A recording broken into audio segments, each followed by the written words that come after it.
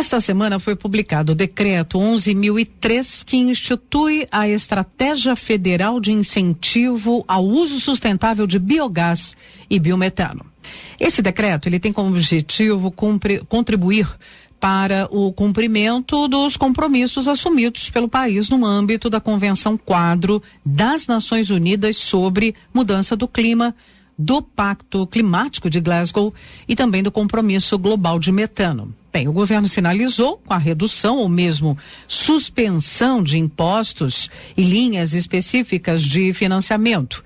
A ideia de que o metano seja utilizado em substituição aos combustíveis fósseis, especialmente o diesel. Agora a gente pergunta, essa medida ela tem sido aplaudida por empresários e ambientalistas, mas será que é efetivamente uma boa solução? E é o que a gente vai conversar agora com o professor Pedro Luiz Cortes, da ECA, e do IEE, do Instituto de Energia e Ambiente da USP. E eu começo lhe perguntando como é que pode ser avaliada essa medida do governo, esse decreto. Bom, vamos entender, em princípio, o que é o biometano, da onde ele vem, né? O biometano, ele é gerado a partir dos resíduos de origem urbana e rural, e também de resíduos dispostos em aterros sanitários, estações de tratamento de esgoto, cadeias do agronegócio, né? São resíduos da suinocultura, avicultura e outras atividades. E aí uma questão bastante importante é que o metano, ele é o principal componente do gás natural. O gás que nós extraímos, né, nas plataformas de petróleo, ele tem como principal constituinte o metano. E o metano, como eu disse, também ele pode ser gerado a partir de resíduos orgânicos, né, de resíduos aí de atividades humanas. E a importância da redução do metano, ela está relacionada ao efeito estufa, né? O metano é um gás muito mais potente do que o CO2, né, do que o dióxido de carbono, na geração do efeito estufa. Mas tem uma contrapartida, ele fica muito menos tempo na atmosfera. Então essa é uma informação importante que a gente vai considerar nessa análise. O Brasil, ele é o 5º maior produtor de metano e ele assinou, né, durante a COP26, o Pacto Global para a redução desse gás. E a intenção do governo é que ele seja usado em substituição ao diesel e ao óleo combustível, ambos, né, derivados do petróleo. Então, nesse balanço, é preciso considerar que a queima do metano, ela gera CO2. Nós transformamos o metano em CO2 quando promovemos essa queima para a geração de energia, e o CO2 é um gás menos intensivo na geração de efeito estufa, então isso é muito celebrado, né, por muitos ambientalistas, por muitos especialistas, onde eles falam assim, olha, nós estamos trocando um gás que é muito intensivo na geração de efeito estufa por um outro gás que é menos intensivo na geração do efeito estufa. Entretanto, como eu disse, o CO2, ele permanece muito mais tempo na atmosfera. E esse CO2, aí que está o problema, ele não é recapturado. Por exemplo, quando nós queimamos um biocombustível como o etanol, nós eliminamos na atmosfera CO2, né, que é um gás de efeito estufa. Entretanto, pelo processo da fotossíntese, na próxima safra, quando do plantio da próxima safra, esse CO2 ele é recapturado. Então, no etanol, o ciclo ele é praticamente fechado, né? O CO2 que é emitido, ele é recapturado.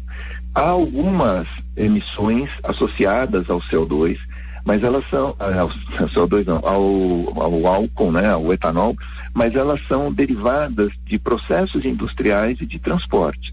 Muitas vezes acabam usando o diesel. Mas o etanol em si, assim como outros biocombustíveis, ele tem um ciclo fechado. E isso não acontece com a queima do metano, seja ele de origem a partir do petróleo, né, como um combustível fóssil, seja ele gerado a partir, né, de decomposição de material orgânico, né? Então, o governo, ele tem a intenção de que o metano, ele seja utilizado em substituição ao diesel, seja para alimentar, né, como combustível, para movimentar os tratores, caminhões, né? Então, ele tem a intenção de criar uma certa independência desse diesel, né, que é cotado internacionalmente como um derivado do petróleo, criando uma independência estratégica. Nesse ponto, a intenção é muito boa, né? Só que ele também não considera a recaptura do CO2 emitido. Então, na prática, nós até podemos cumprir os pactos de redução de metano, só que nós estamos fazendo isso não reduzindo a geração de metano, mas nós estamos fazendo o seguinte: nós estaremos transformando o metano em CO2.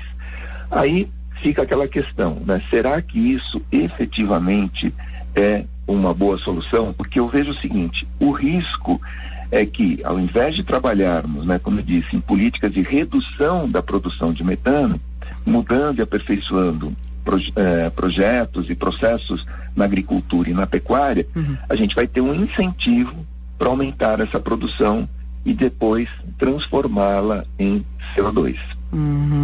Então, em vez disso, o que poderia ter sido feito? Bom, enquanto isso, Roxane, nós continuamos a não ter uma política efetiva voltada para os biocombustíveis, que é alguma coisa, que é algo que eu venho, né, comentando de forma exaustiva aí ao longo dos últimos anos. E é urgente, né? Eu comento isso.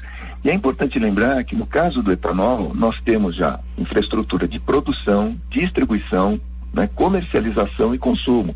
Nós temos uma frota muito grande de veículos já preparados para o consumo do etanol. Entretanto, o governo parece que ele se esquece completamente da parte dos biocombustíveis, embora, como eu disse, né, ele seja um grande defensor do agronegócio, ele simplesmente não toca no assunto. O que acontece é que o etanol, ele acaba sempre acompanhando, né, o aumento da gasolina. Os postos tentam manter aquela ideia de que o etanol ele tem que custar 70% da gasolina para ser competitivo, mas isso é algo que varia muito conforme o modelo do automóvel. Tem alguns que são mais efetivos no uso do etanol, outros menos efetivos. E a única medida recente que ele tomou foi a redução do imposto de importação do etanol, tentando reduzir o preço na bomba, mas ele não tem uma política para difusão do uso do etanol em todo o país ou em boa parte do país, e o etanol ele acaba sendo competitivo apenas em alguns estados, né? E fica assim muito longe, né, de uma solução. Ou seja, o governo ele propõe algo que em princípio parece muito bom. Nós vamos reduzir as emissões de metano, mas na prática nós estamos aumentando as emissões de CO2. Nós não vamos recapturar esse CO2. Por quê? Porque o governo ele não regulamenta o mercado de crédito carbono, que seria baseado principalmente na recuperação florestal. Aí sim, se você tivesse um mercado de metano, né, associado a um mercado de crédito carbono, aonde o CO2 emitido ele seria recapturado por uma recuperação florestal, quer dizer, à medida que as árvores vão crescendo, elas vão capturando o CO2 que está na atmosfera, aí sim nós teríamos um programa efetivo. Eu vejo que simplesmente incentivar o mercado de metano é, na prática, você incentivar a queima de um gás que é o principal componente também no gás natural derivado do petróleo. Então, não vejo isso como uma solução ambientalmente favorável. Professor Pedro Luiz Cortes com a gente aqui, sempre às sextas-feiras. Ele é da ECA e do IEE, o Instituto de Energia e Ambiente. Tem o canal no YouTube Ambiente ao Nosso Meio, onde você pode acompanhar, conferir e compartilhar todas as conversas semanais que temos, assim como em jornal.usp.br. Vai lá na barrinha Atualidades, Jornal da USP no ar, primeira edição, e você também encontra a publicação dessa entrevista. Professor, muito obrigado pelos esclarecimentos e até a próxima semana. Eu que agradeço, uma boa semana a todos.